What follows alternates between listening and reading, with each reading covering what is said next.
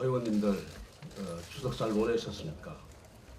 사실 드릴 말씀이 많습니다만 좋은 말씀들이 많이 계실 것 같아서 간략간략하게 제가 몇 가지 간추려서 짤막하게 이야기를 드리겠습니다. 오늘 추석 전에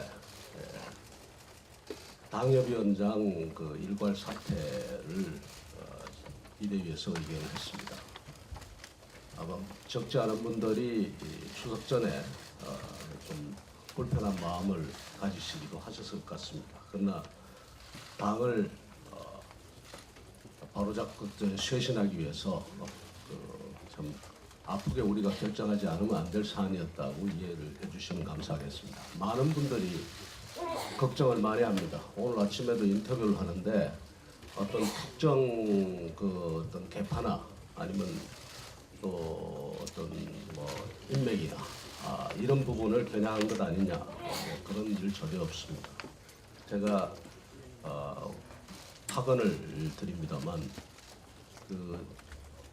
이 모든 과정을 투명하게 하고 또 처리해 나가는 데 있어서 그 공정성의 문제를 제1로 한다는 말씀을 드리겠습니다. 그 조강특위나 당무감사위원회 위원 구성에 있어서나 또 업무를 처리함에 있어서 공정성이 만일 흐트러진다면은 그것은 비대위 전체의 운명을 결정하는 것이라고 생각하고 그렇게 엄정하게 제가 관리해 나가도록 하겠다는 말씀을 드립니다. 아울러서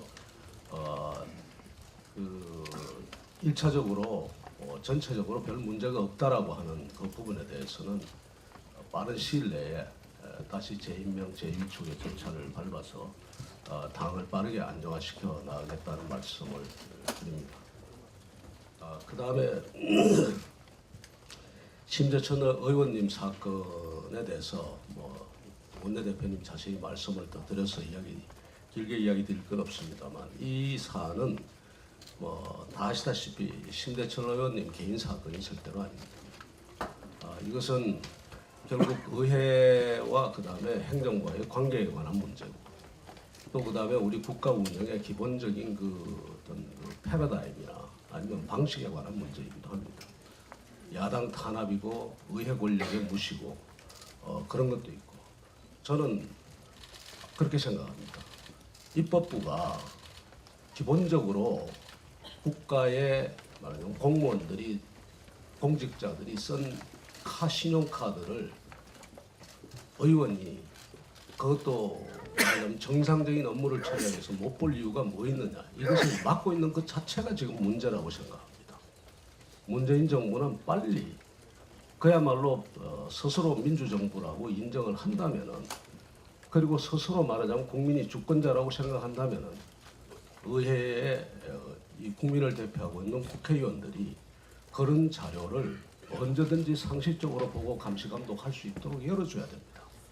이 열어줄 생각은 하지 않고 오히려 말하자면 자의적인 그런 권력을 행사해서 의원 사무실에까지 와서 이렇게 그 압수수색을 한다는 게 저는 있을 수가 없는 일이라고 생각합니다. 무엇이 그렇게 겁이 나서 이렇게 말하자면 굉장히 이례적인 이런 일을 벌리는지 국민으로서는 이해하기 힘들다라는 말씀을 드립니다. 두 가지 말씀만 더 짤막하게 드렸으면 합니다. 하나는 남북관계에 관한 문제인데 평화는 우리 모두 이 자리에서 평화를 보장하는 사람은 한 사람도 없을 겁니다. 평화는 반드시 우리가 획득해야 될 가치고 또 체제입니다. 그런데 문제는 그 평화가 무엇을 위한 것인가 하는 겁니다. 말하자면 그 평화는 궁극적으로 우리가 편히 잘 살기 위해서 있는 겁니다. 근데 편히 잘 살기 위한 평화가 아니면 그 평화는 강제된 평화고 굉장히 불안한 평화일 수밖에 없습니다. 근데 기본적으로 북핵을 이고 우리가 평화를 이야기할 수는 없는 것 아니겠습니까?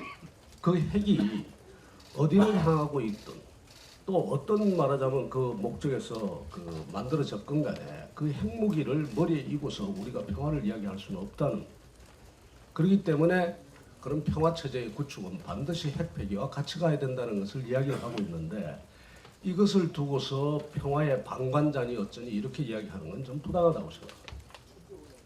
그 다음에 또 하나는 제가 왜 이야기를 굳이 드리는가 하면은 잘 살기 위한 평화를 해야 되는데 잘 살기 위한 평화를 그렇게 생각지 않는 것 같다는 겁니다. 북핵 문제가 마치 말하자면 오히려 뒤로 가도 좋다는 식으로 이야기를 하는가 하면은 그런가 하면은 한편으로 한번 생각해 보십시오. 제가 여러 군데서 이야기를 했습니다만 평화 체제가 오고 난 다음에 남북 간의 물자와 산업과 그다음에 모든 그다음에 인력의 이동이 자유로워진다고 했을 때 남쪽에 있는 이 대한민국에 있는 한계 기업을 비롯한 제조업들이 어디로 이동하겠습니까? 당연히 생산 기지를 북쪽으로 이동할 가능성이 상당히 크고 북쪽의 노동력은 남쪽으로 내려올 가능성이 상당히 크고 그렇다면 도대체 남쪽의 저임금 근로자들을 비롯한 이 노동 일자리와 그분들을 위한 일자리와 그다음에 그 노동하는 그분들의 삶은 도대체 어떻게 되겠습니까? 당연히 말하자면 평화를 이야기를 한다면 장기적으로 남북 간의 산업 구조가 어떻게 분업 체계가 어떻게 돼야 되고 남쪽에서의 일자리를 갖다 유지하기 위한 산업 구조는 어떻게 돼야 되는지 이런 데 대한 나름대로의 면밀한 고민들이 보여야 되는데 그 고민은 지금 하나도 없지 않습니까? 도대체 무엇을 위한 평화를 이야기를 하느라고 평화 마치 그렇게 평화를 이야기를 하고 그 평화가 오면은 모든 것이 다 해결되는 것처럼 북핵이 있어도 괜찮고 한국의 남쪽의 산업이 전부 북쪽으로 옮겨가도 괜찮고 일자리가 줄어들어도 괜찮고 그런 평화를 우리가 원하는 건 아닌 겁니다.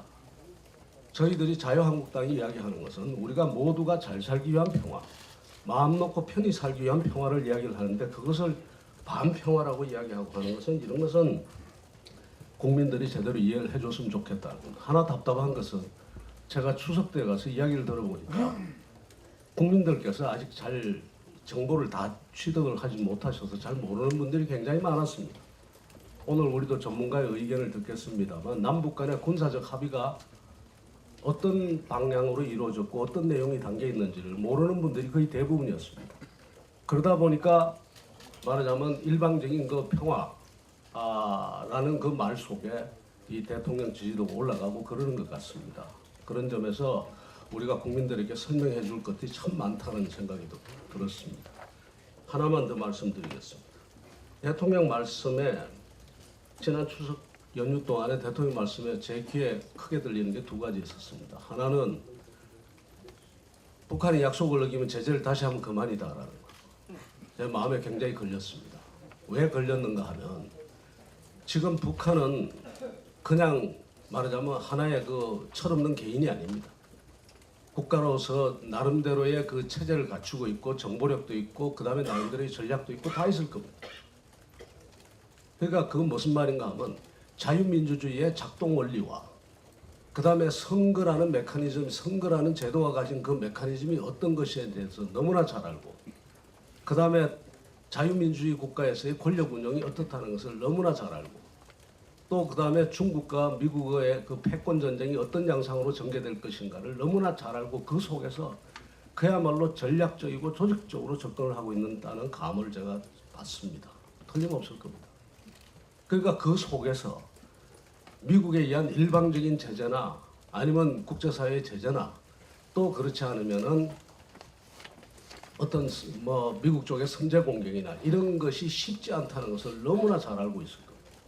그 속에서 지금 자기들이 취할 수 있는 것을 다 취하고 있는데 우리는 너무나 낭만적으로 생각하고 접근하는 것 같다. 그래서 제가 이거 정말 이거 우리가 이래도 되느냐라는 생각이 들었다는 이야기 제가 말씀드리고 또 하나 제한테 귀에 굉장히 무겁게 다가오는 게 있었는데 그게 뭔가 하면 한국에서의 언론이 지금보다 자유로운 때는 없었다라고 이야기를 하신 겁니다. 지금 의원님들께서 웃으시는 분들도 미소를 짓는 분들도 계십니다만 대통령께서 권력의 메커니즘을 제대로 알고 있고 이런 말씀을 하시는가 제가 묻고 싶습니다. 지금 보십시오. 검찰 권력이 토지 택지 개발 관련해서 정보를 유출한 데 대해서는 고발이 있었음에도 수사를 안 하고 드루킹 사건 같은 데는 증거가 다 소실될 때까지 가만히 있던 검찰이 의원 사무실을 갖다가 압수수색하겠다고 덤벼듭니다. 이런 한국의 권력 행사가 이런데 언론에 대해서 인허가권을 가지고 있고 광고주에 대해서 영향력을 미칠 수 있는 권한을 가진 정부가 있는데, 그리고 그 정부가 어떤 입장인지를 아는데 대한민국 언론이 정말로 자유롭게 자기가 쓰고 싶은 것을 다 쓰고 그렇게 하겠습니까? 무엇을 가지고 대한민국의 언론이 말하자면 지금보다 자유로운 때가 없었다라고 이야기를 하는지, 이것을 어떻게 그렇게 이야기했는지 저는 정말 제 귀를 의심을 했습니다. 미국 사람들도 느끼는 게 있으니까 그런 질문을 했을 것 아니겠습니까? 그 점에 있어서 왜 그 기자가 그런 질문을 했는지에 대해서 청와대나 대통령께서 한 번 더 권력의 메커니즘, 권력이라는 것 자체가 본질적으로 어떤 속성을 가지고 있고 그것이 행사되는 행태가 어떤지를 좀 더 한번 깊이 고민을 해줬으면 좋겠다는 생각을 드립니다. 짧게 말씀드린다는 게 좀 길었습니다. 죄송합니다.